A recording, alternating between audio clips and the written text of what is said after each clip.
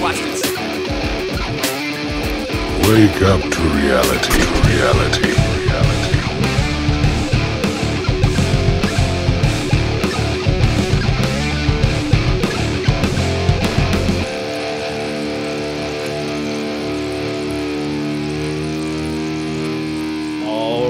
Welcome to the Reality Tonic podcast. I'm your host, Spencer, alongside with the world-famous co-host, Rob. Rob, how are you? Good, how are you? Good. Rob, as you know, this podcast is about interviewing people from all walks of life.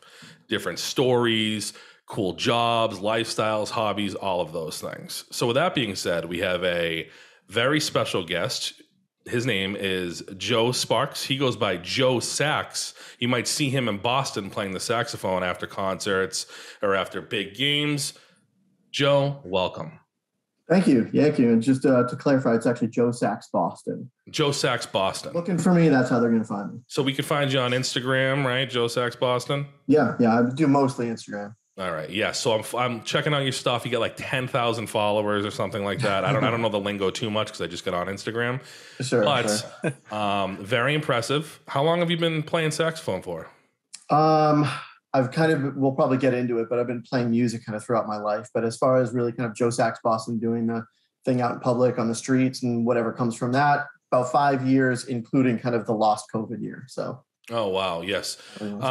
So how long did COVID really play an impact in you being outside and performing and stuff? Yeah. I mean, there wasn't a lot to play for. Right. So when everybody's quarantining, it'd be kind of a waste of my time. Right. So the reason why I checked you out was my wife, who, I'm going to be honest with you, does not listen to this podcast, but she's in full support of me. And she saw you, and it was right after the Celtics game, Thursday or Friday night. I don't know what game it was or whatever. I don't really follow basketball. Yeah. But I was walking out, saw you playing your thing, took a little quick video. A lot of people liked it and all that. So how long have you been playing outside the Garden for? Yeah. So this really started at the very end of January 2017. And I mean, if you kind of want a little bit of the backstory there. So, I had put down music for like 15 years. And I was in Boston with my daughter, who's now 10. I guess she was about 5 at the time. And we were around the aquarium, and there was this, busker, street performer, playing saxophone out there. And I just saw him. I was like, you know what? If he can do that, because he wasn't like the best saxophone player in the world. But I was like, if he could do that, man, I could totally do that. I should try that. So I got my saxophone out and dusted it off and went out to Copley Square a couple of days later. And there was an event going on there, and it went really well. And so I came back home and I was like, all right, so what do I do now? And I thought of, where can I count on there being people? Well, TD Garden. It just kind of popped in my head. People go in and out of TD Garden. It gets crazy. So I started early February in 2017 doing that.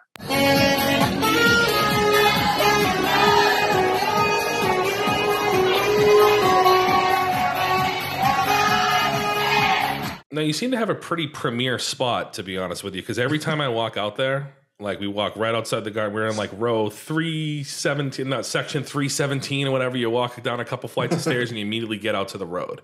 And I see there, you have a security truck parked in front of you. I don't know if you do that on purpose or if you need that kind of stuff, but there's always an ambulance there, a security truck, and then boom, there's this saxophone guy playing beautiful music. And there's always, there's a crowd there. How do you get that spot? I'd like to say that the entire scene there was centered around me. They say, hey, where do you want the security vehicle? We'll do that. The setup is good.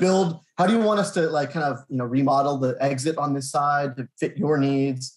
It didn't actually work that way. And really, if you really go back to 2017, it's kind of like a subculture there between people who work in the stadium and fans coming in and out, and homeless people here and there. Just kind of finding your spot, especially at the beginning when I didn't have a spot, was really kind of an adventure. Which side of the stadium do I play? And so that was really not the easiest thing at the beginning.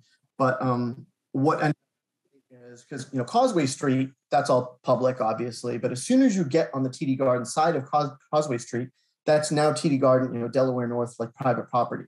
So, they have the right to just kick out whoever they want or whatever. So where I play now was really an evolution. I started playing out towards Causeway Street. And as I was playing more and more, I was also getting to know the people that work there, ushers and concessions and security guards and all that. And so I was getting to know the right people, and they would kind of help me learn how to manage the crowd well. Like, for example, if I get too big of a crowd, means of egress has to come first. People have to be able to get out of the stadium. I can't be log jamming the thing. So I know to kind of shut it down for 30 seconds, let people go if it gets that way. And over time, that trust was formed, and I just got closer and closer, and now I'm just right outside the door. So has it ever been, is there a because there's a few street performers in Boston, right? It's a city. Mm-hmm. Is there ever a battle of the spots? Have you ever just shown up and some guy just blatantly steals your spot? Or have you done that to anybody? That's a good question. Yeah, and I thought a little bit about this before because I want to, kind of keep my peace with everybody.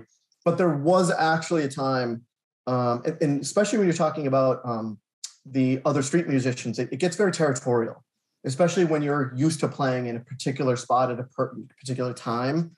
The second you kind of give an inch and people take a mile, whatever it is, so you really have to be protective. And when I got kind of with the spot where I'm playing now, I guess a year before COVID hit, it's funny how we kind of judge everything now, right after COVID.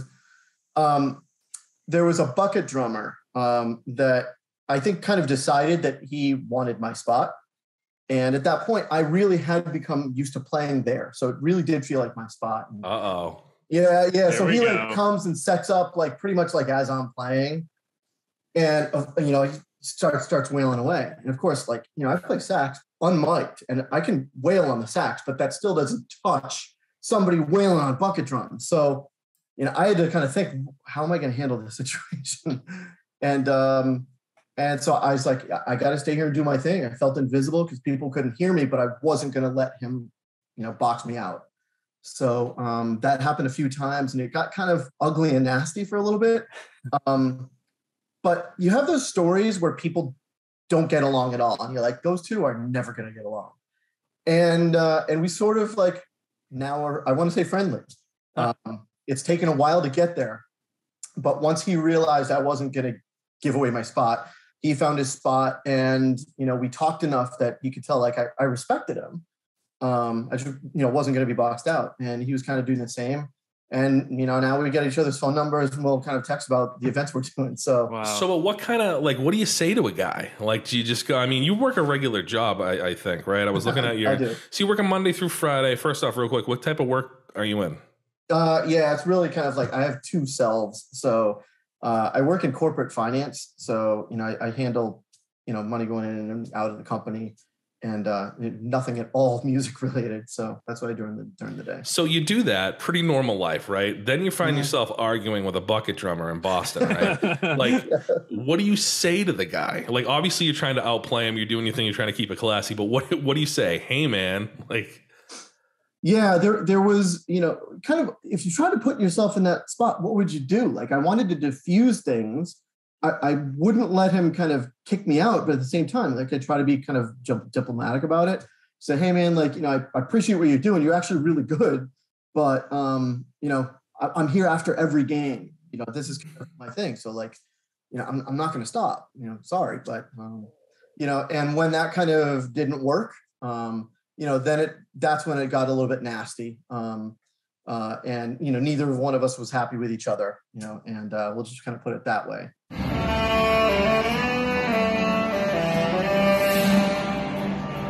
Wow. So it got nasty, and we can leave it up to you guys to decide what nasty is. But Envision I can only nasty, imagine. Yeah, there was some shouting going on, and people picture the fans going by as this drama's unfolding. Oh, that's the best. Probably not really sure what to make of it. Whoa, something's going on here.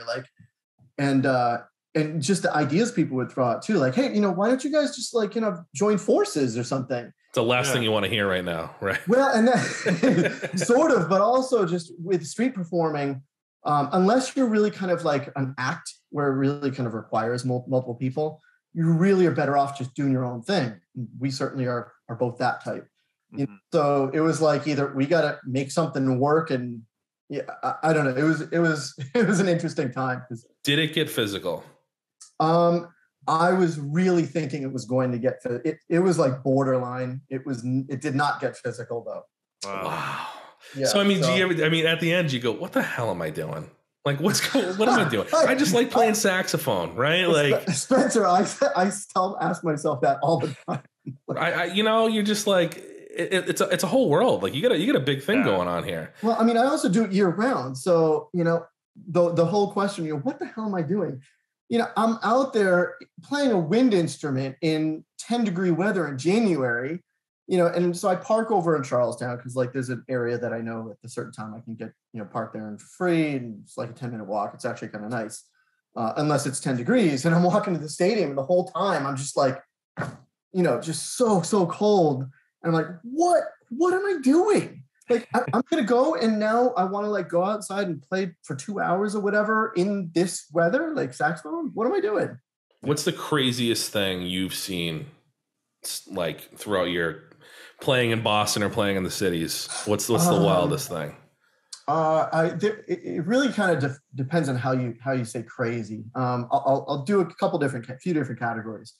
Crazy in terms of drama would be kind of the bucket drummer stuff. And also there's not as much of a homeless presence now around the stadium. I think they kind of do something about that. But at one point that was kind of tense. Yeah, hotspot.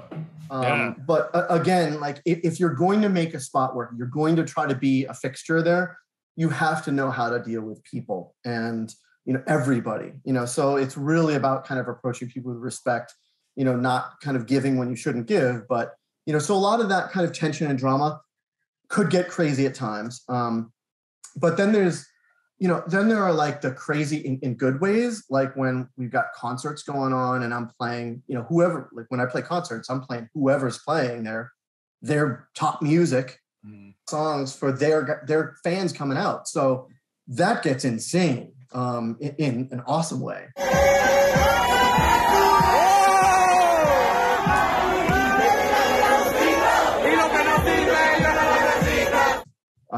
And then also there's even just like, stuff like the different non-money tip stuff that I've gotten. Oh my God. Like, I mean, I could do a whole podcast on that.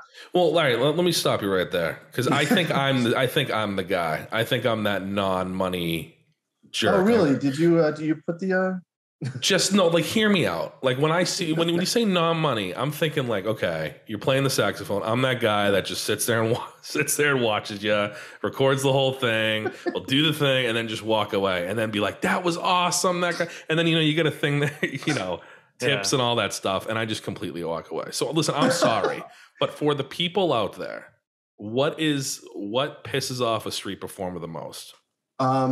Well, since you mentioned that, I'll at least address that because that happens a lot. People either stopping and just enjoying it and then walking on without a tip, or getting right up in your face with a camera or a phone, and then like for a few minutes and then walking away without tip. I'm sorry. And it's kind of like, what the heck, guys? Like, but after doing that enough, like you have to either let that eat you up or you have to let it go and just say, hey, they liked it well enough to enjoy it and take video. Awesome. Like I don't do this just for the money at all.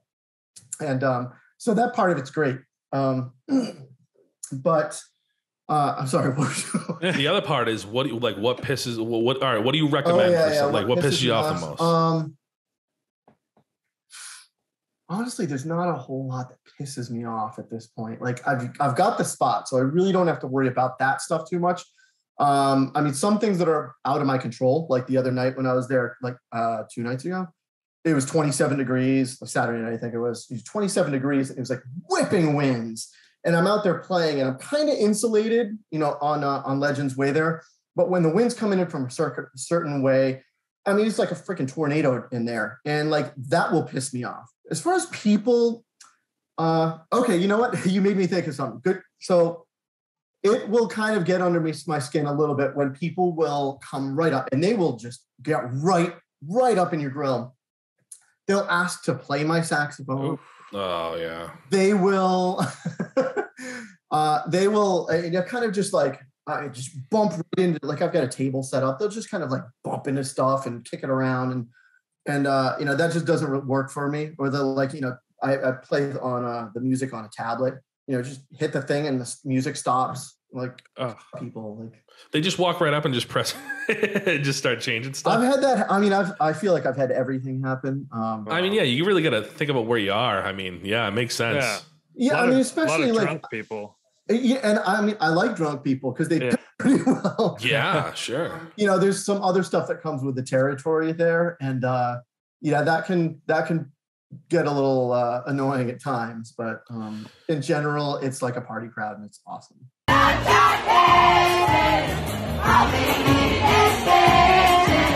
So, I'm going to be all over the place here, but I'm just because I'm going off the top of my head here. So, like, when you mentioned, when you're setting up stuff, you develop a good rapport with people. I'm looking on your Instagram, like sometimes you're playing on a beach or you're playing in random spots. Yeah. Is the setup awkward? Like, anybody talk to you while you're like, if you're on the beach, right, and you're just like setting up the table and the thing that has your Instagram and Venmo, like anybody like, hey man, what are you doing? Well, I mean, that's another whole part of what I do. I play outside the garden, but either through people finding me online or social media or word of mouth. Like I do a lot of other stuff too. People will see me outside the garden and say, hey, I'm getting married next year. Can you play weddings? I do that too. But so some of those other situations, like if I'm hired for a gig, it's fine. You can kind of set things up beforehand. But when I kind of spontaneously decide, hey, I'm going to go play on a beach, that can be a little bit, interesting because, I'm going into it saying like, I don't know what I'm doing here. Like I want to play music, but, I'm just going to go out there and, I've learned by now pretty much I'm going to find some way to kind of just make it work. And going on the beach. So my father lives on the Cape. And this was sort of a COVID thing. I never really played on the beach before that, but I used to play occasionally at their, it's like a active senior community sort of thing. So they hired me for a few events, but then COVID hit and they still wanted me to like play and stuff, but they couldn't do that stuff there. So it was like, hey, what about if I go out to the beach? You guys can all come out and hang out. So I started doing that on Old Silver Beach in Falmouth. I'll do that a couple times this summer now. And I love doing it. But it's a little weird when you get to the beach and it's still kind of like at the end of the beachgoers day and try to find your spot. And, hey, you guys don't mind if I set up and play a little sax? And usually people are like, oh, that's awesome. Yeah.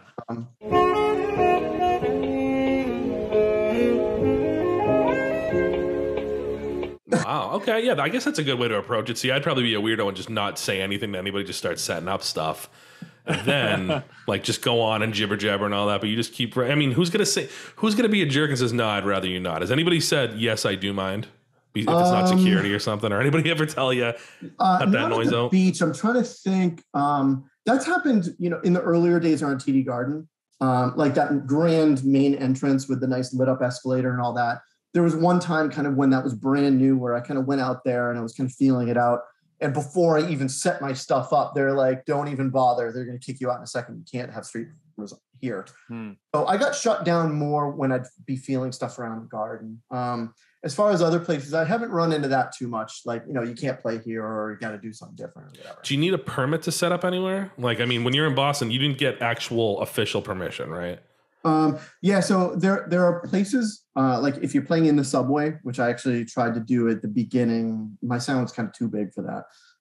But like that's a program. Yeah, certain areas like over in Cambridge, like if you're going to play in Harvard Square, there's kind of a thing you have to do for that. But if you're above ground in Boston in a public place, you don't need a permit. So again, I'm on private property there, so they could kick me out to Causeway or something. Right. So I'm certainly thankful for TD Garden being cool with that. But no, I don't really need to worry about that too much. Like I play Boston Common a bunch of times during the summer. No, cool. Don't kind of set up. Yeah, what's the craziest place you've played or the most random place you played? Oh, I know that one. There are a couple. So I love taking road trips. I'll just even, just myself go out and take a road trip wherever. And I was heading out. I think this was going to be eventually to Texas, but I was heading out on the Pike. And I was out near the Berkshires, and there was a big, huge traffic jam. I don't know what was up ahead. I was too far back, But at that point, it's just 2 lanes, going each way on the divided highway. And we're just stopped. And I brought my stuff with me. And after 10 minutes of just being stopped, I'm like, you know what? I'm going to get my stuff out and play right in the middle of the highway. Wow. That's Nice. awesome. So I did that. So I got out and, set up right in the dotted line in the middle of the highway. And, people, I could see the phones coming out of the cars, out of the sunroofs and all that, taking video. Wow. That was one. And the other one I would say is last summer, I did another kind of solo road trip up to northern Maine. And there's an old military base up there. And they have a bunch of bunkers, like kind of half underground sort of things. And they're all locked up. And this is in the middle of nowhere. Like there's nobody out there. And one was completely open, didn't even have a door. And again, I had my stuff and I went into the bunker, it's empty, but it was just surreal that the acoustics in there were amazing. I was like, I got to get my sax. So I grabbed my sax and go inside the bunker, set up my camera and all that, got some good video of it. It's on the Instagram. And, Wow. and I started playing and it's just like, the sound was just the most amazing thing ever. And I felt like I was the only person in the world, except for these 6 sparrows that I guess were hearing it, and they kept kind of flying in and out. So Wow. that That's was sick. That's awesome. insane. Yeah. Wow. So you're all over the place. Sometimes, you can literally just play. Do you play just to play, or is it all more of, when you're performing? Because you're performing a lot. Yeah. And so, when I'm performing like TV Garden, I wouldn't do it if it was for free. I put a lot of time and work into it. I wouldn't do it for nothing. But I wouldn't do it. It could pay me $1 million and I wouldn't do it if I didn't love it. Right. It's both of those equally. And because I love it so much and it just fills me, it makes me feel so alive. Like I always say, there are 2 things that make me feel just so alive. And one is my daughter and the other is playing music for people. I would do that anywhere. But the thing is, I'm so busy with all the events I do that it just sort of happens. Really have the time to just kind of go out and play somewhere just on a whim, no tips or anything. Right. Yeah. So have you had, sorry, I don't know if you just heard that weird noise that just came out of my body. Rob, did you hear that on the microphone? No, I wish I did. It was a weird I didn't, burp. but I'm glad this isn't a scratch and sniff scene. I know. Yeah. I just, that will be edited out. No, I'm just kidding. I'm just kidding. Nope. So, you don't want to go to the Garden, obviously, if you're not going to get any money, right? Have you ever had, so far since you've been performing, have you ever had a night where you've made nothing? Yeah. So, in both directions, bad and good, there are a few kind of stories there. There are also a lot of factors that go into whether it's going to be a good day or a bad day tip wise. So I'll share some of those with you. Day of the week makes a huge difference. On a Monday night, tips are not going to be great. I still love it. It's still worth doing. I'm out there. But they might even be half of what I make on a Friday or Saturday night. People are just kind of in their weekend mode, drinking a little more probably in there, whatever. So that's a big part of it. The weather can play some part of it. They're actually, between Celtics and Bruins, actually a little bit of a difference. Give you a guess. Which do you think is a little bit higher? Ooh. Rob, you were talking about this. I was like, I want to ask him this. You make more money with the Celtics. I would guess Celtics. No, so what about you, Spencer? So we got Rob. Oh yeah, Rob, are you saying that the Celtics are the cheaper? No, Celtics. He make more money. Celtics should make more money. Yeah. I think Celtics should make more money too. I think they're a classier crowd. I don't know why. I never even really. Wow. Yeah. Hockey peeps. So I keep my numbers so that over a good amount of time I can see trends. Not a big difference, but over time I can definitely see there's a 15 or 20% difference. And Bruins are higher. Do you feel like some of that? Well, I was curious, say it's a big game. I feel like the Bruins have been in bigger games in recent years than the Celtics have been.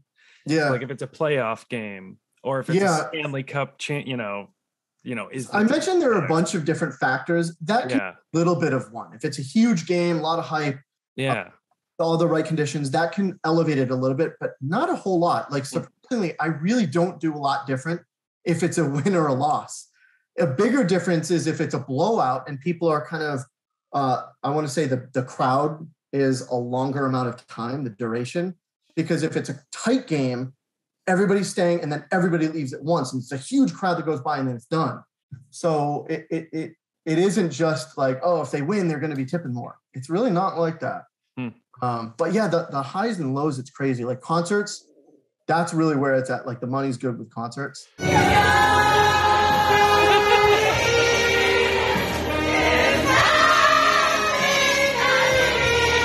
Yeah, but what if it's like I don't know, like if it's like a Slipknot or something? I don't know. I think like, what are they like? Honestly, so as much as like I get out there and performing, it's about hype a lot of times at the Garden. I mean, I'm a musician. Like I played 10 years of oboe growing up, as a classical musician, and then picked up sax at the end of high school because I'm like, classical music's great, but like I've got way too much other music in me. I've got to do something else. So I picked up the sax. And that really came in handy for when we've got all these different concerts. Like a few weeks ago, we had Tool on Friday, Dua Lipa on Friday, Tool on Saturday, and Billie Eilish on Sunday. Wow. I'm playing their music. So I have to like switch gears quick. Like, I wake up in the morning, I'm like, I got to make sure I got my stuff straight or else I'm going to like, if I start playing Billie Eilish for Tool fans, like, that's I know. Yeah, you're not gonna make any dough. But so that's really kind of a good challenge for me. It kind of really helps me grow when I'm forced to play completely different types of music. That's great. And I mean, like we were talking about the tips, some of them can be great, and that's actually kind of a funny one because like you get some crowds where it's like 99% 15-year-old girls. Right. $1 means a lot to them. Yeah. I'm not going to get much tips there. Maybe some good, social media footage or something. But then you've got other ones where maybe if it's an older crowd, tips can be really good. Like was really good. Eagles was awesome. A bunch of those. Wow. Yeah. Wait. So when we're talking tips, let's say on a good night, we're in the hundreds? Or are we in the thousands? No. It's definitely in the hundreds. Okay, but that could mean anything, folks. That's a hell of a. So, what's your schedule like? So, you work your Monday through Friday. You do your thing. Is your schedule whatever the Garden schedule is, or? Yeah, so it really is, and there's a few different factors. Like I mentioned, I have a daughter, so her mom and I aren't together. But we get along really, really well, and having a really good relationship with my daughter is super important. That comes first. But my ex is really supportive and flexible, so I'm able to usually kind of change things around if I need to. And so like my calendar, like if I pulled up my calendar, you would see like a bunch of green stuff and a bunch of gold stuff, and that's all the Bruins and Celtics games on my calendar. Go to the TD Garden's calendar, and that's going to be pretty much my schedule there, plus whatever other events I might have going on, kind of filling that time. Wow. So I have a question. Like, say you're gonna, like you said, like you did Tool and Billie Eilish and like Dua Lipa. Yeah. Like, are you able to just like, the morning of Tool, go figure out like, I don't know, 10 Tool songs, or is this something that like, a week ago you knew Tool was coming and you prepared? It's a little bit of both. The way I approach concerts is different and kind of, it really kind of varies depending on who's playing. So if it's, say, the Eagles, like I know, like Hotel California, like I know the tune, people love that or whatever. Maybe I kind of look online and make sure, like, am I forgetting like an obvious one I'm going to want to play? But so, kind of the things I go by are most popular songs and probably the top 2 or 3. And I'll cycle them because nobody's there for more than a few songs. Okay. I want to like just hit people with music that they love. So I'm not going to play like, the Eagles number 50 hit or something. Yeah. So, although that one's probably still pretty good, but Yeah. So, but I do have to do some work if it's, so if it's somebody or song that like I know, even if I've never played it, I can just get out there and play. So I don't have to practice in that way. But if it's a song that I've never heard before, obviously I can't just like play it. Yeah. So then I kind of go one of two ways. Do I want to kind of learn kind of how it goes and play the melody and all that? Or is it going to work if I just kind of freestyle over the song, over the track? And I'll kind of do one of those. That's awesome. So I obviously would refer to you as a good saxophone player. Are you like, is there, I couldn't even tell like what levels there are to this. Like, are you like, would you call yourself like an expert? What I've kind of come to, that's an interesting one. I used to really judge myself really harshly because when you think of sax players that are out there, you think of these saxophonists that just like rip these solos and just, you know, and that's not what I do. I mean, I can do some of that, but that's not really kind of in my wheelhouse. And I used to kind of judge myself feeling like, God, like, you know what, like I'm just not that good. And then just by playing more and more, I mean, I got better, but I also started to understand the type of musician I am. And for a saxophonist, I really consider myself like a vocal instrumentalist. Like, yeah, I'm classically trained. I love melodies. I think in terms of melodies and harmonies. So when I'm playing the sax, I feel like I'm singing. And if I'm singing a melody, when you think of that, you're not thinking of, because you don't sing that. So as far as if you're talking about like technical ability to just reel off these incredible like jazz modes and stuff like that, no, I'm not there. And I used to think that meant that I was missing something. I'm never going to be there because I don't really care to be there. That's not the type of musician I am. But what I do really well, and I consider myself absolutely an expert, is being able to make my heart go into the horn and come out in a way that feels like I'm singing.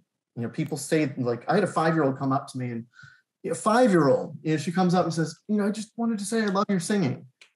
And I'm like, whoa, that's like the best compliment I could get. Because, like, I mean, who would say that? I'm sitting here playing saxophone. So right, that is a little crazy.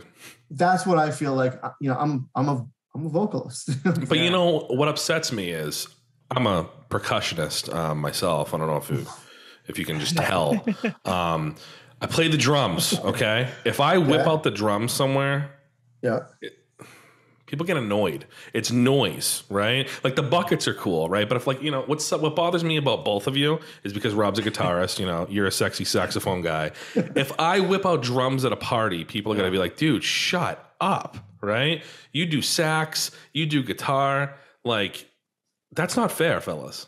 Hey, you know. So, yeah, there is that. You know, you kind of paint the picture of a party. Yeah, there is always that guy who's got the guitar. He pulls it out. Rob, I'm sure you're that guy. I was that guy in college. Let it be. And people are like, let it be. Yeah. Like any requests? I had like really long hair then, you know. You know, and I'd be lying if I said that I don't have that happen on the sax sometimes, you know, whether they're friend parties or, you know, if I get hired to do a party or something like that.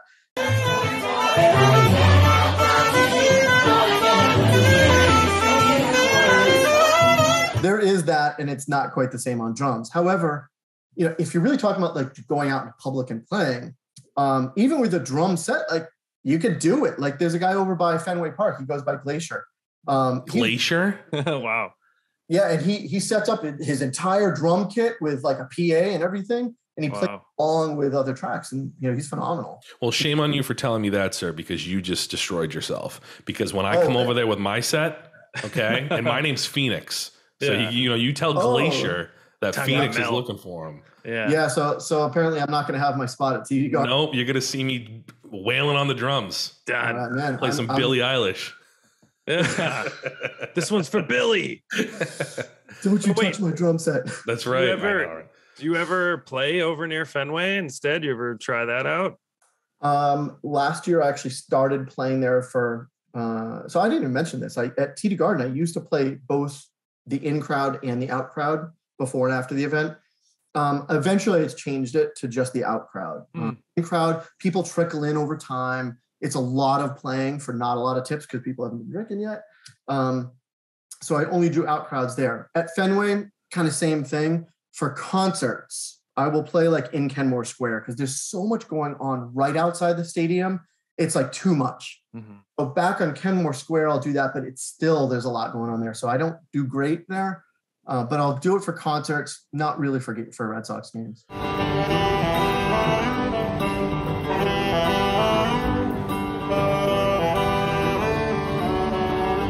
So when you do the end of the event, what time? Like, what's your schedule like? What time you show up and what time you out of there?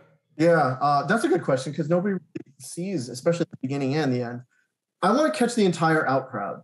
So if it's basketball, if it's 10 degrees, I'm not going to be able to get there at halftime and play. Honestly, that's another whole question. We can talk about freezing instruments. Oh, nice. I usually will show up maybe halfway through the third quarter, and I will play until people aren't coming out anymore. And might be 45 minutes after the game or something. And for Bruins, I would say almost halfway through the game, before the second period ends.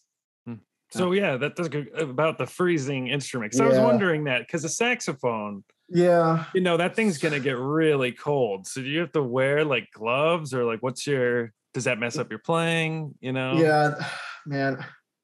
I'm almost like any respectable like saxophonist would be like, dude, you don't go out there if the sax is gonna freeze. Like, what are you doing to this instrument? Yeah. But I do. And so as you can imagine, over time, doing this a lot of times, like I learned some little things like, tips and tricks sort of stuff, or what happens at what temperature that nobody would ever know or even want to know.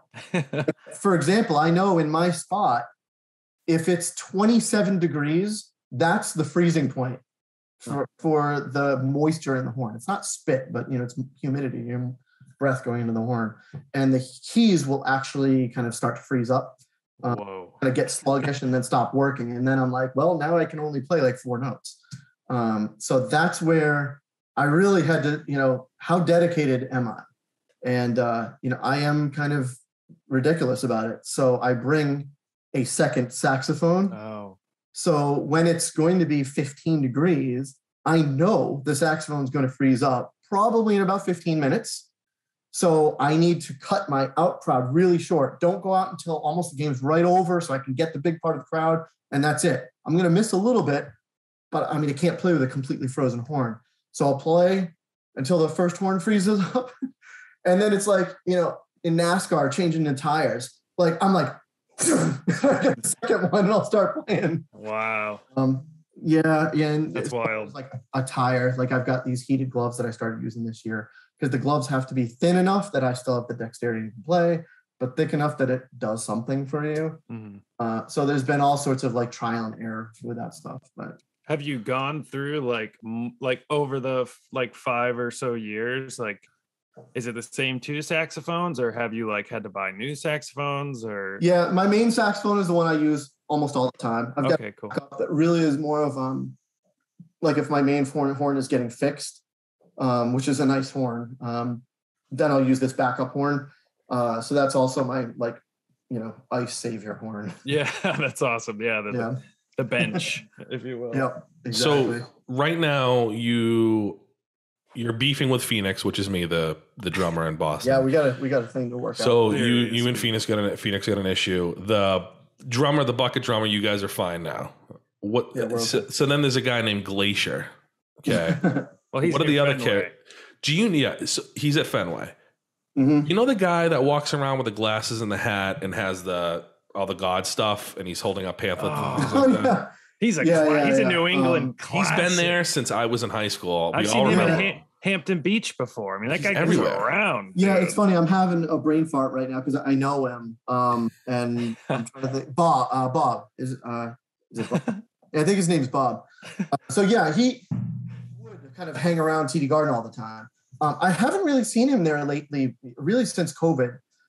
He used to go down to Florida like for a little while, but then come back.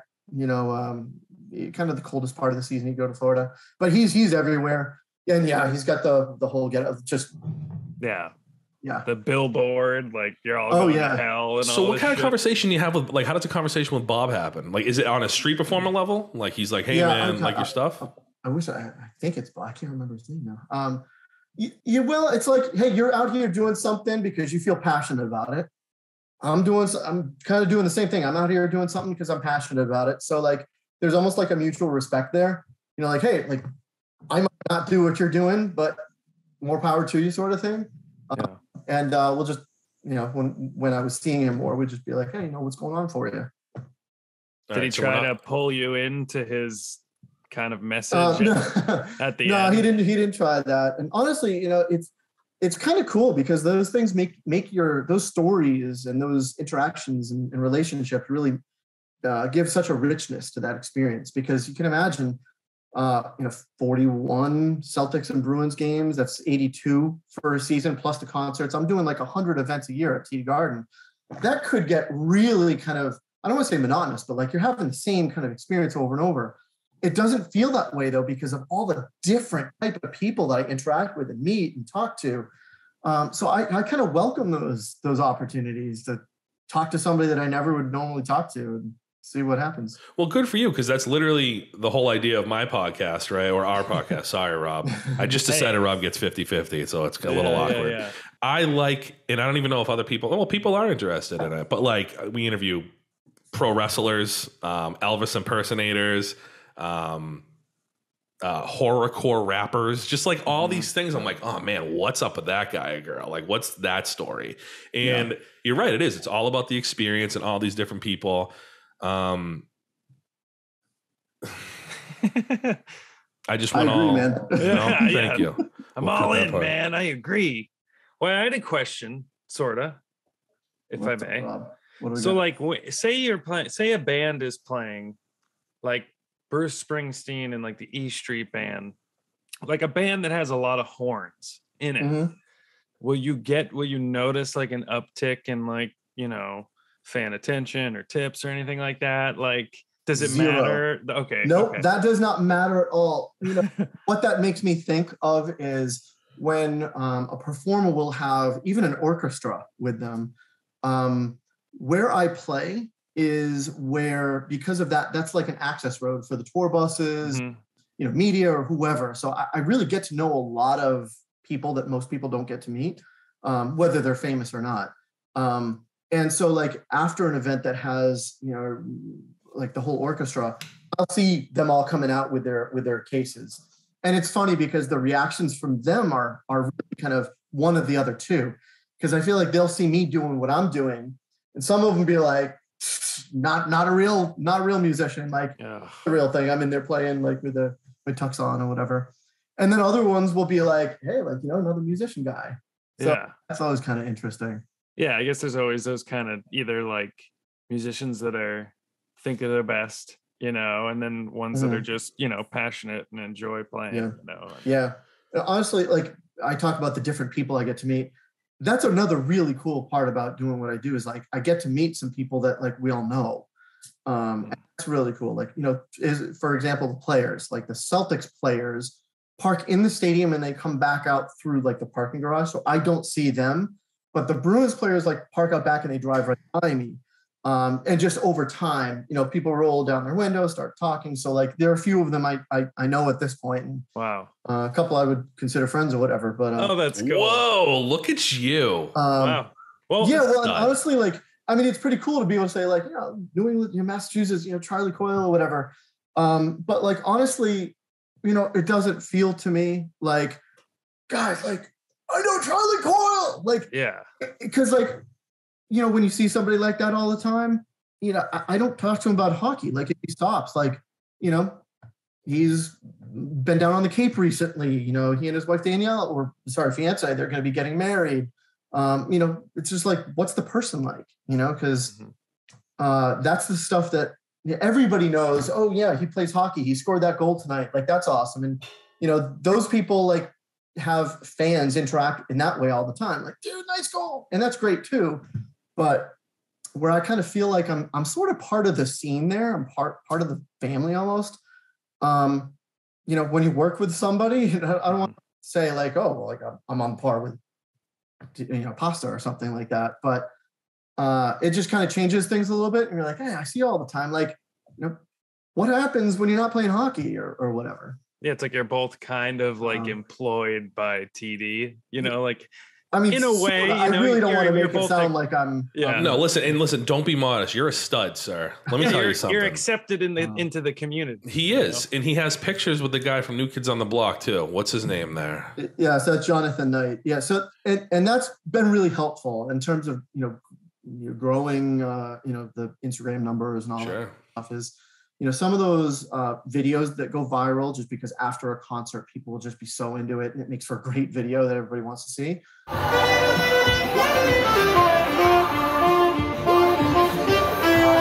Or the people I meet, Jonathan Knight, like, he and his husband Harley, live up, north of Boston, have a place, and he's got a farmhouse kind of fixing show and all that. But like, it was after one concert he brought his niece to, and he came up to me, and I was playing, and he's like, oh, hey, like, sound great. I'm Jonathan from the New Kids on the Block. And it took me a second. I'm like, hey, oh, like he's actually like from New Kids on the Block. I was like, oh, okay, cool. Nice to meet you, or whatever. So we connected, and that's been great. And just some of the celebrities that go by, like the Bruins were in the finals one year, and they kind of had some celebrities come in kind of for the kickoff for that. And so Allie Raceman walks by, and Chase Rice,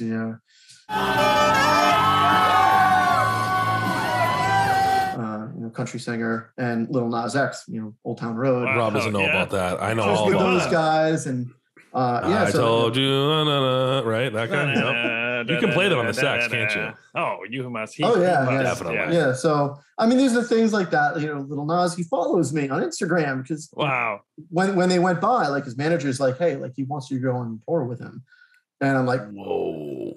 Messages me about being on his album, and things go a million different directions. So like that didn't really kind of work out to be anything, but just those interactions are awesome, and those connections, because you never know what's going to happen. Wow.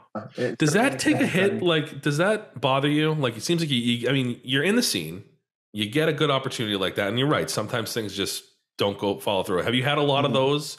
Yeah. I mean, I think anybody who either, makes it or gets partway there. I kind of feel like I'm no celebrity. I'm really not, but like, I've been around there long enough that I've met some people, and I've had chances for things to work out or not work out. And I think anybody kind of even just in that position has had to deal with kind of the things not working out and the disappointment that comes along with that. And then you just have to sort of just be like, hey, you know what? If I keep doing this, these opportunities are going to come out, and then some of them aren't going to work out. But as long as a couple of them do, like that might be all you need. So, I was bummed when that didn't work out, Lil Nas, but there's going to be that comes up. Who's the most famous person you have in your cell phone, whether it's DMs or just a standard phone number? Let's see. Spence, are you in my phone? You're not. That was very not nice. yet. Well, actually, Rob and I were. Who's DM? Who was? That's me. Oh, that's you. Okay, yeah. So I guess that's right. So you're first. I guess. Thank you. Would probably be second. Yeah, exactly. Thank you. I was going to say you just said Little Nas X, Spencer. Come on. Yeah, well, I was waiting. He gave the right answer now, didn't he? No, he did. He gave the Phoenix. The Phoenix will rise again. That's right. So I mean, I think you're pretty famous, man. Because I used to, at least I rode the commuter rail for years, and I'd get off at North Station, and I used to go to Equal Exchange, get my coffee. Sure. Walk to South Station near where I worked before COVID. And so I remember seeing you all the time, and for me, it's you and the Keytar Bear. And I'm like, do you know the Keytar Bear? And that's really what I want to know. Yes. Do you know that guy? Everybody will ask that because, I feel like he might be the most famous, busker street musician in the Boston area. He's certainly been doing it, longer than I have, and he's named for himself. And I think, as opposed to me, who tends to be in certain spots, and you can kind of count on me being there, I think, he must have certain spots that he does, but I think he kind of will move around a lot more than I do. And just because I've been doing where I do for as long, for 5 years, I'm sure he probably has heard of me, and I've definitely heard of him. but I've actually never happened on him. Never talked. Okay. Never talked to him. Wow. Never seen him live. You've never seen him playing? No, I've seen the videos and stuff. Wow. Never even seen him. He does like it's like I've seen him in front of Quincy Market and then, you know, down near Fenway or just like, you know, he's all over the place. But yeah, so it kind of blows my mind that I've still somehow never met him. But. Yeah. But for me, it's you two guys. If I was someone's like, who are the street performers in Boston? I would definitely say, dude that plays the sax at TD. Now we're friends. Now we know each other. And Keith Harker. So, you know. But how does that feel, Joe? Like, that must feel awesome, right? I mean, of course it does. I mean, yeah, everybody wants to be liked. Everybody wants to feel like they're doing something that gets noticed or you're adding something to the world or whatever it is. And to feel like I'm able to do something that just inherently musically, like, you know, I feel like that's my first language, and to be able to express that and express my, you know, my emotions in a way that kind of touches people and reaches people, and for people to acknowledge that and remember it and talk about it or whatever, like, yeah, I mean, of course that's huge. I mean, not from a place of like, nice, I want to be like the Mac, and I just want to be like, it's really just about kind of the more people I can connect with, like. Apparently, you know, the better for them, I guess, if they're enjoying it. But like, it comes full circle. Like when you're out there and I'm playing for you and I can tell you're feeling it, that just comes right back into my playing and it elevates my playing, which is just going to do the whole cycle thing and just get better and better.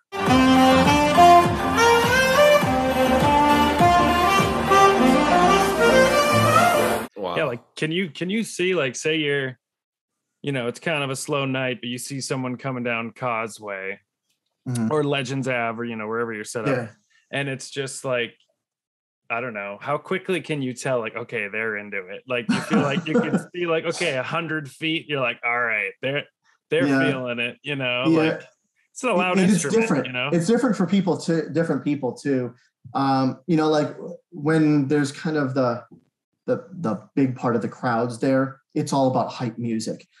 You play the right kind of hype music, it's going to get people going. They'll stop and they'll start dancing and doing all this stuff. But what especially because I'm a musician and I just love kind of expressing through melodies and all that, I have more room musically to work with when it's not just a hype song full of just constant energy. And that will really be more kind of like as the crowd is coming on a little bit or kind of ending. And I'll be able to do more kind of expressive music. And I can tell when it reaches people. And it's funny, I'll watch people, especially if it's slow enough that there might only be a few people walking by, and then like a minute later, a few more. And I'll watch them. They'll go by. And I'll be like, I think I got him. It's not about the tip. It's more about like, am I reaching them? And sure enough, they'll go by 15 feet, 20 feet, bam, they stop and come back. And they're like, you know, take their phone out or whatever. Yeah. That's awesome. Pretty cool to feel like something I'm doing and just putting out there. Like I said, yeah, it's like people. Magnets, you know, like you're just, it's like got to be a fun thing to just see that moment, you know, when they come back. Yeah. And that's what it is. Like you said it perfectly when you said magnets. That's what it feels like, because, you know, you and Spencer and I and everybody has all felt all the spectrum of emotions there are. And so whether it's like, you know, happy, upbeat, joyful, or, you know, something a little bit more like, you know, deep or, you know, sad or something. Everybody can relate to that. And I think the further away from neutral emotion you get, the more powerful it can be, whether it's, you know, again, kind of like total upbeat celebration or something just really moving. That's where like you can see it reach people. And that's just like, you know, it's special. You ever have a fan that just won't go away? Like someone just hanging out like the whole time cheering you on? Yeah. Earlier you talked about like, you know, there's stuff that annoys you.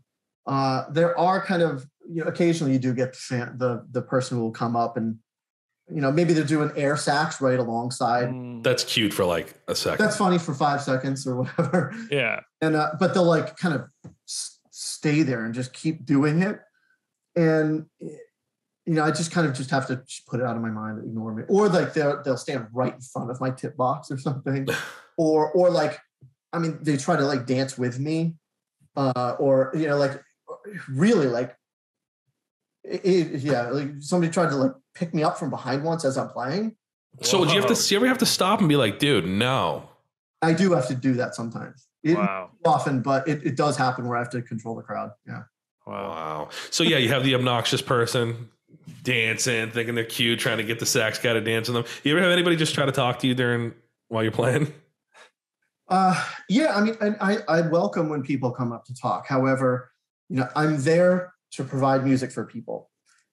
So if there's a bunch of people going by, like I'm working, and if you got a quick something to say, like that's great, like cool. But if you're going to come up and try to like start and really be persistent about trying to have a conversation, like during the middle of that, like I'll be like, hey, I appreciate it. If you want to talk, like stick around for a little bit. But for the most part, I don't deal with that too much. People know what I'm doing. I've got the whole setup. Like they know I'm a performer and I'm doing that. So it's not too bad. But some people will just kind of keep going. So listen, I'm just gonna elephant in the room. You're a stud. You're a good-looking guy. You're a musician. You clean up nice, folks that are listening to this. You'll watch it on YouTube too. He's a handsome guy. You must clean up, my man. Right? I mean, whether you want to or not. Well, I mean, Phoenix, I thought we're enemies here, right? Well, right now we're friends. Oh, okay. We're frenemies. After this? This is just Spencer now. Sorry, what happens is I black out sometimes and I get into Phoenix mode because we interviewed that pro wrestler last time. So like I'm flaring up a little bit, but I'm calming down. I totally get that. All right.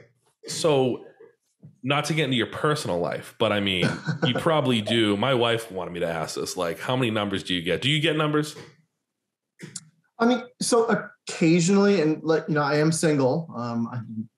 So when, attaboy. It's really, it doesn't happen a whole lot because what'll happen is I'm playing and the crowd's doing their thing, whatever. And I'm playing, like I'm working and I'm not really like chit chatting too much. So there's not a lot of opportunity there to really kind of like have a nice conversation with somebody that you might be interested in.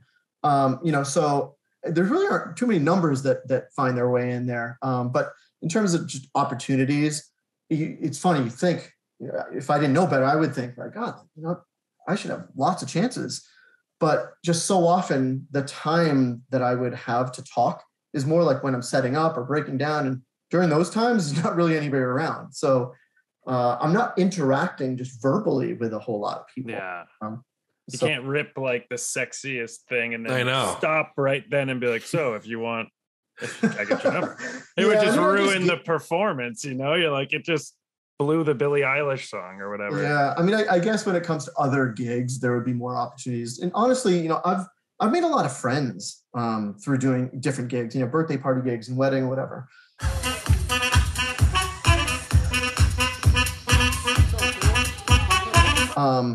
So people that really I'll hang out with as friends now. Have you performed at a famous person's wedding or event? No, I haven't. No.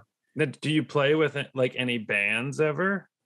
No, sometimes I'll get asked about doing that. And honestly, like I have my thing that I do. And if something kind of fits around that, which really would be more like gigs, I'll fit that in, of course. But as far as something that requires more of a commitment like that, I'm not looking to do that. So I really don't play with other musicians. And as such, I don't really know, because once you're in a band, you're playing with other bands and you got like 3 bands in a lineup or whatever. So you get to know each other. So I don't know a lot of that group of people in the Boston area. I don't really do too much of that. For sure. Yeah. Have you ever done, and if you haven't, I think you should, like if they had you do like, the national anthem before a game or anything like that? Yeah, I actually did do that.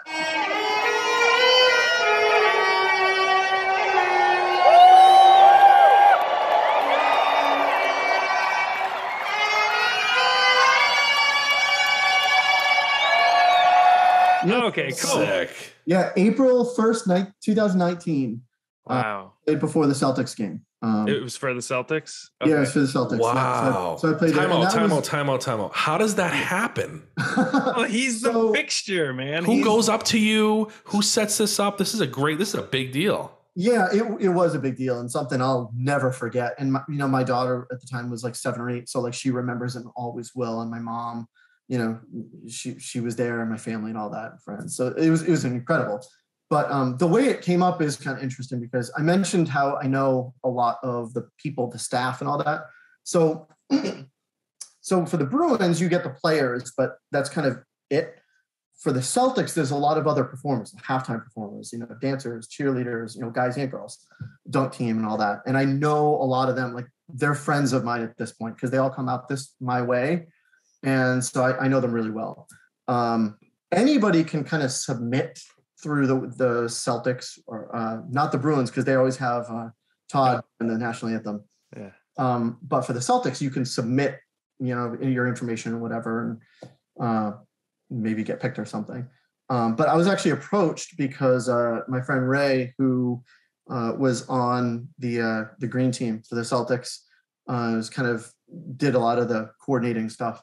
He, I guess, had talked to somebody about wanting to get me in there for it, and they reached out to me and said, "Hey, I don't know if it's a cancellation or not because it was only like maybe a week and a half later," and they said, "Hey, you want to do the national anthem? Yeah, awesome. Submit a video. We just got to make it official and do that." But so I did that, and it was the time I loved it. I wish I could do it every year, but yeah. What was that like? Just, I mean, that's so many people. So did you get to invite your family? Yep. Okay. Immediate family you can invite, and you get seats and all that. And then I had some other people buy seats and come and watch and all that. But yeah, man, that was just incredible. Like I said, like now once a year, like I'll submit my stuff online to try to get to do it again. And I may end up. I mentioned I've got some friends that do the performing at the halftime, and the dunk team and I were talking about a month ago, and I think we may coordinate something. I'm guessing it'd probably be next season where I do a halftime show with them. Dude, that'd be sick. Have you seen the dunk team, Rob? Those guys are amazing. Like Lucky, like the guy that's Lucky, incredible. That kid kills it, man. Yeah, and, I mean, honestly, that's the thing. backflips. I mean, they're so talented and skilled at what they do, and even the dancers, like, everybody thinks like, the cheerleaders or whatever, like, they're pretty nice to look at and all that, but what they do is incredible. Like, just the physical stuff that they can do. It's like, you're human. Yeah, in like 15 seconds too. Yeah, they just totally come out, bang that out real quick, and it's over. Yeah, so, 100%. So playing the Star Spangled or the national anthem, whatever. So like, same thing. Yeah, it's still the Star Spangled Banner. Yeah. Yes. Yeah. Do you, when you're playing that, you get like like in front of all the people and stuff? Like, do you? Wait, hold on. I want to structure this. Let's structure this. So hold on. What time do you get to the event? Are you backstage? You want the whole play-by-play. Yes. Yeah, I had to get there. I don't know if it was maybe an hour and a half or two before game time, because you go in and then they, it was kind of during player warm-ups. I think I went out and they have you actually play beforehand, like nothing's going on. But how do you get in? Do you walk in the main doors? You get the VIP part. Like, you really want I want to know. Like, this is a huge. This is your so moment. on Legends Way, there's an entrance up the ramp for like staff and people work there to go in. So I go in there. They call up. They get the girl to come down, and she escorts me up and brings me to like kind of the green room sort of thing. So you're feeling good right now. I'm feeling a big like deal. They give me like the badge and all that. You're like, Yes. I'm supposed to be here. Yeah. Wow. Yeah. So I do that and having a bite to eat, and then the food's there. It's free. It's all for you. Yeah. No, it's not all for me. It's for the people working there, like Cedric Maxwell. Wow. And you're by yourself. You're by yourself. I was with at that point. No, I think I was with my daughter and my mom. Okay. So they get to experience. I think my mom might have been there by then. I had some family meeting. But yeah, there were a few of us there. Were you saying it was like the commentator guys are there too? I thought I heard like Cedric.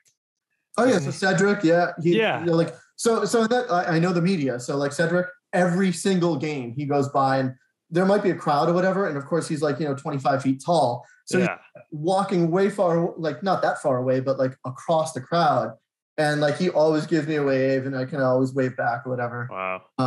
Mike Gorman, really, guy, his wife Terry, they're so cool. Even for the Bruins, Jack Edwards. Totally. COVID, Mike Gorman for the Celtics and Jack Edwards for the Bruins used to come out every game. I could rely on that. Now I think they must park in the garage or something because they don't really come by. But Jack Edwards and I've talked a bunch of times, and Wow. Arnold and all this stuff. That's fun. Don't lose me now. I'm still here. Oh yeah, we're in the green room. So he's still on the national anthem. All right, so we get up there. Yep. So what I didn't realize is you play it twice. So I go in there, and after I'm doing the whole eating some food and hanging out waiting for the time, they pull me in, lead me out to the court, and of course, like, this is just for basically a sound check sort of thing. But you walk out into mostly an empty stadium, you have staff and personnel or whatever, and you're like, whoa, like, yeah, it's amazing, because so much of my life is spent at TD Garden, but I'm not really inside. Yeah, I'm part of the family, and I feel like that's kind of my home in a way, but I'm not usually inside there. So just walking out on the floor, and they've got the mic there, and like, here you go ahead and anytime you want, just go ahead and start playing. We're doing this so we can get the time, because they need to know how long it's going to be so that they can plan, all the stuff leading up to the beginning game. So, so I'm doing that, and just, feeling totally amazing and important, whatever. And, and then you kind of head back again, you're off stage, or kind of in your little green room, whatever. And then they pull you in for the real thing, and walking out there for, 15, 16, 17,000 people. Oh my God. Like, wow, you nervous? You nervous? I wasn't nervous at all. Wow. Things that make me nervous. But that wasn't one. And I think so much of it is I was surrounded by people that I was familiar with, not just my family, but, like, I had all the dancers behind me, and, my friend Ray, who kind of hooked me up in the national anthem, he's sitting right there, and all this. And I know, like, so many, like, ushers and all that are just up there, and, like, it feels so good to just be amongst people that I know on the inside now. Yeah. The thing about going to a game is I can see what a lot of, like, everybody comes out and sees what I do when I'm working there. I rarely get to see what they're doing when they work there, because they're doing that on the inside. So I got a chance to see, some of those guys do what they do best. Wow. Can you see people, like, when you're right there? Do you see the whole crowd of people, or is it all dark? I could see, but I was so focused on. Also, when I play, very often my eyes are closed. It's not a stage fright thing. It's like, if I take away this sense, more of my focus is just on the auditory stuff. So I probably wasn't looking around too much. My eyes might have been closed a lot of the time. But yeah, there was a little bit of, looking around and just taking it in. Was there any moment where you were like, oh, don't mess this part up, or did it all just flow good like a movie? Yeah, but I mean, beforehand, I knew what key I wanted to play in that would kind of like hit the right notes at the right, and feel like they were the sweet spot and all that. So it was okay. I really wasn't worried about messing up. And I mean, it went okay. So what part is it where everybody starts clapping? Like, it's always earlier, right? Yeah, when people go up to, da da dum da da da da. Yeah. And like, actually, it's before that, da dum da da da dum da da. People will start kind of getting into it. Yeah. So that's on YouTube. Like, I have it up there. Oh, nice. We gotta check that out. So wait, there's a shorter clip of it. After that, so you play the Star Spangled Banner. Mm-hmm. After that, do you go to Legends and set up, or are you like, what, yeah. I'm done for tonight? Oh, so you went. I still do, yeah. And people are coming out after and be like, oh, we saw you play the national anthem. That was awesome.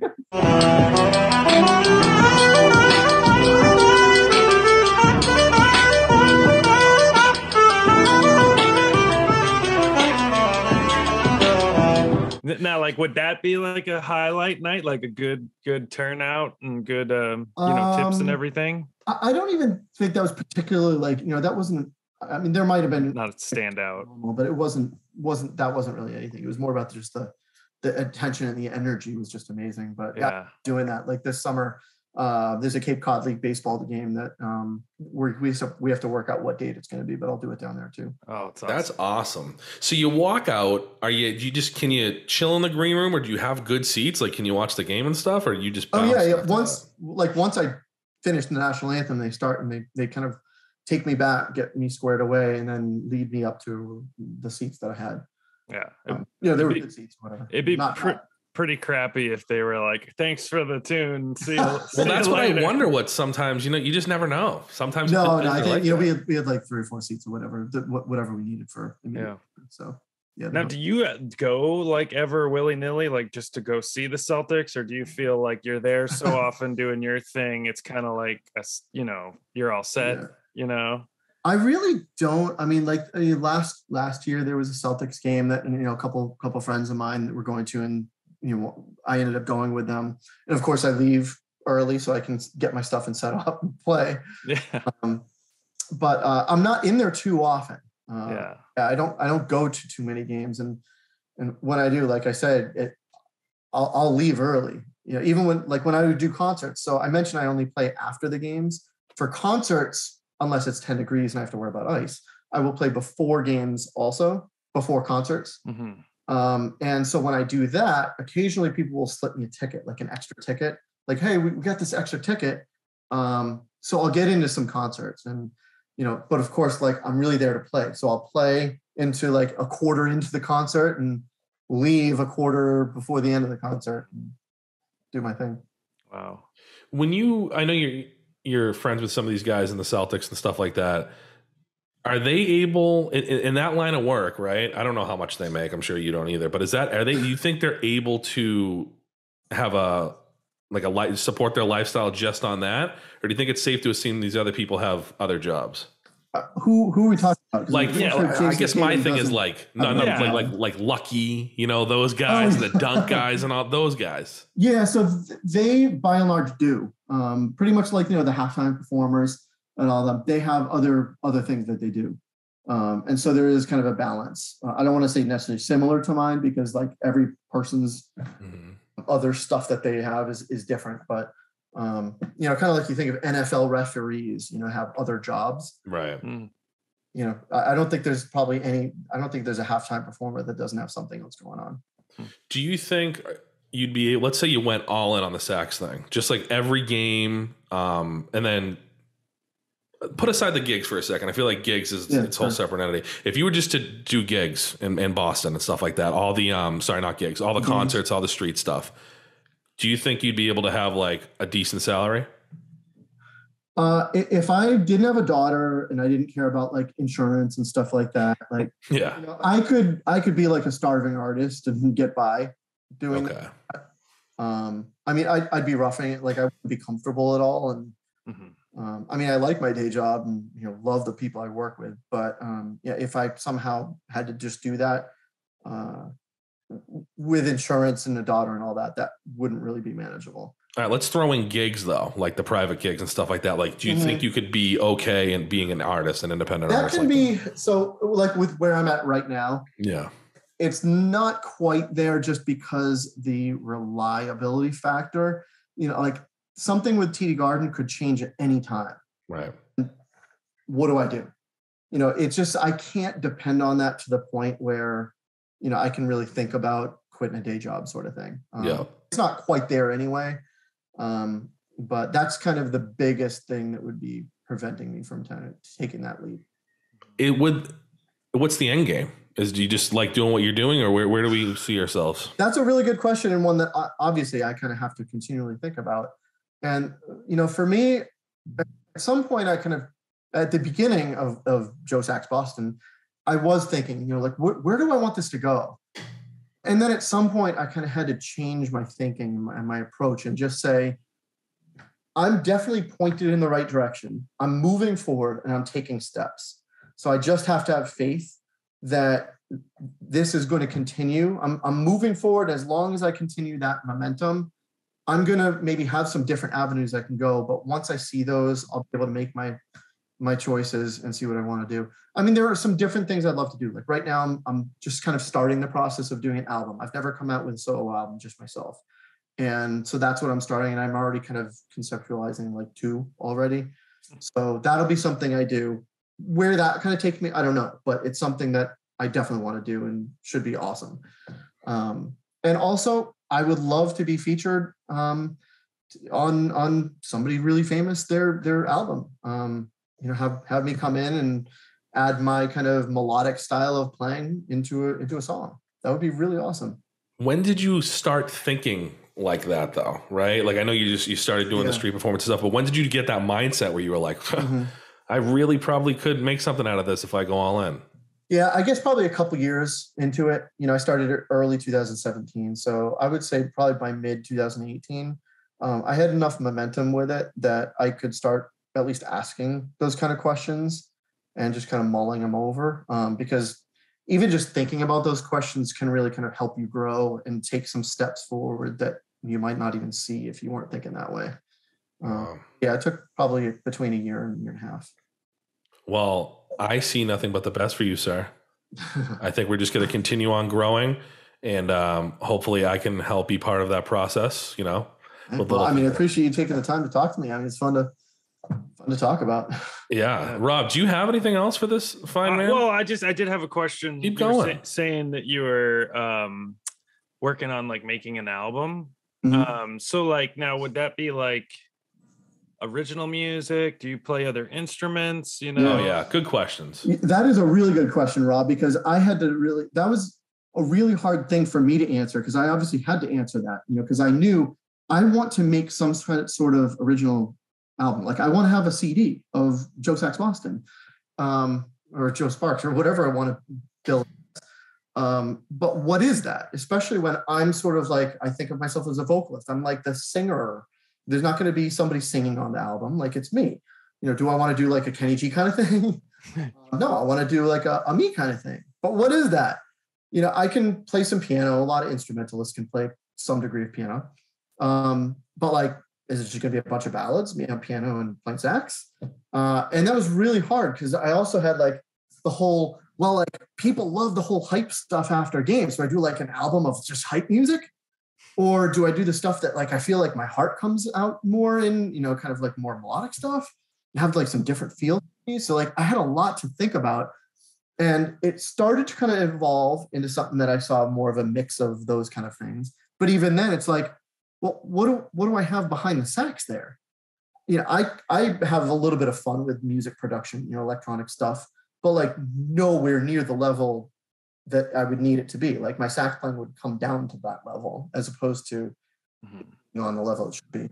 So online, there are a lot of people who are really, really good at making beats. They call them beats, but they're really pretty much like full backing tracks of songs that, a rapper could purchase the rights to and turn it into his own song. And once I started hearing some of those, I was like, I think that's the direction. And so I started listening to a lot of different beats from a lot of different beat makers. And some of them weren't great. Some of them were awesome. Some of them just weren't the right feel or type for me. And so I listened to thousands of these things, and I've narrowed it down to, a reasonable amount where I can kind of really start being selective. But that's what it'll be. It'll be these beats that I kind of purchase the rights to use. Cool. And you get the full track out. So like I buy a beat and I might get like 50 different tracks in this song that I can edit, tweak, bring the drums up or down or whatever. So I can make it mine, and add the sax to it.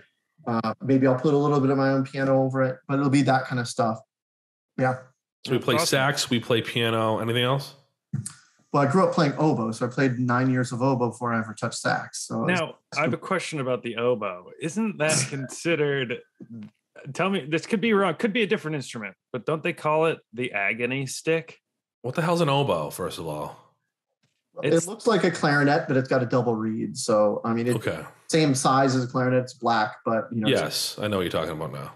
Do they refer to it as the agony stick, or did I just hear that at like a what, Rob? Like I kind of feel an idiot right now because like I played oboe for a long time and I've never heard that term, although that term fits it perfectly. So like, you're probably right. Yeah, I don't know. I went to a lot of Fish concerts back in the day. I feel like I might have heard it in the parking lot there or something. I mean, there are a lot of abrasive sounds in the world, but there's not many that are like as abrasive as like bad oboe playing. Fingernail on chalkboard kind of stuff. What is your go-to song? Like if you just get to whip out the sax, do you have a song in mind? Like, all right, this is gonna get everybody like right away. It's funny if I'm thinking currently, and this is where kind of the beats that I'm kind of working through for an album come into play. This season, Celtics Bruins season, I'm pretty much playing those. I'm kind of testing out a lot of those. So there are a couple of those that are perfect for it. There's no name to it really, nothing you would recognize, and they work phenomenally. Now, if I'm going to throw out a couple that people know and love from kind of before when I was doing that, it really kind of depends. Like, I think of like My House by Florida, just kind of wail over that. Or you know what? The number one is really Mockingbird by Eminem. That's it. Oh yeah, that's on there. Backing track to that, without his voice in it, just the backing track. And I'll play, thing, and I'll freestyle with it, and people like go crazy for it. So that's definitely number one. What song have you ever played a song where you're just like, oh, I really don't want to do this right now? But you guys are nails with these questions. That's a great question too, because there is a song. So I'm going to turn it around and ask you guys. There's a clear number one requested song I get. What is it? Sweet Caroline. Spence? I don't know, man. Or the Dropkick Murphys. Yeah. Think more saxophone. Oh. A saxophone feature. That's Tequila. No, that's a good guess. What about the Seeger song that's like Turn the Page? Yeah, Turn the Page. So whatever. The number two, there's a number two that I think is a Seeger song. Number one's Careless Whisper. Is it what? Everybody wants Careless Whisper. Careless Whisper. Do you know it, Spence? You know it. I don't know. It goes. That's the song. Yeah. That's the song that I put on my Instagram because I'm like, oh, that's a beautiful song. Wait, no. Probably not. I don't know. Whatever's on my Instagram. But I know that song, though. That's a good song. It is. That's number one. That is far and away number one. I mean, 5 times more than any other song, maybe 10 times more than any other song. Wow. It makes sense. And so like it gets requested enough that when I hear that, I'm like, oh. Although I've kind of saved it a little bit, like I've saved my joy for it, because now when people request that, I'll kind of surprise people and be like, you know what, I'll do it, but you're going to be surprised with this. And I'll put the backing track to 7 Rings by Ariana Grande. And I can play for over that. So I'll start playing, the Ariana Grande song, and then halfway through I'll like throw in Careless Whisper, and people are like, nice. No way. Wow, that's a beautiful sax song too. Like that gets annoying after a while. Like for us, it's like, no, I bet every set, there was a YouTube thing, Spencer. This guy was like going around the mall and he kept playing it. Oh yeah. And then I think it really blew the doors open. People asking anyone with a horn, like a trumpet, can you play Careless Whisper? So it is a beautiful song, though. Good questions, guys. You nailed this. This is fun. Yeah. You had fun? Because I had fun. It's been fun. I'm looking forward to the friction between Phoenix and Joe Sax Boston. Listen, you heard it here, folks. It doesn't sound like it's going to get any better, but I will tell you this. At the end of the day, whether we take it in the squared circle or not, you have our full support here at Reality Tonic. And thank you so much. I want to give you the opportunity now to please plug everything possible that you have. No, I would just say, Joe Sax Boston, if you're looking for anything to do with me, Joe Sax Boston, and across social media, TikTok or whatever. And I appreciate the love and support. And you do private events. No one's going to be crazy to go up to you and say, hey, man, you should play my wedding. Yeah, no, I love doing stuff. So, yeah. All right, folks. Well, you heard it here. Joe Sax Boston, thank you very much for being part of the show. I have one last question for you because, again, it's all about business in the end. You ready? Here's my question. Joe, do you like grilling? I love grilling. Well, then you know what you should do? You should go to www.grillyourassoff.com and find yourself some essential grilling gear. Okay? All types of seasonings. You want an apron? Go get an apron. They have them there. Spatula? You want a spatula, whatever we call it there? Get one of those. You want a t-shirt that has some type of grilling reference? Go ahead. Go on to www.grillyourassoff.com. Hey, you like saving money, Joe? Who doesn't? That's right. That's a great question. But I'll tell you this. You go to the promo code at the end after checkout. You type in Reality Tonic, you get yourself 15% off your order. And that's not your first order. That is you can constantly use every it. order. Wow. Because we all like to go on www.grillyourassoff.com and find the newest, coolest grilling gear, right? Gonna do it right after we hang up on this interview. That's right. Thank you very much. All right, folks. See ya. Wake up to reality, to reality.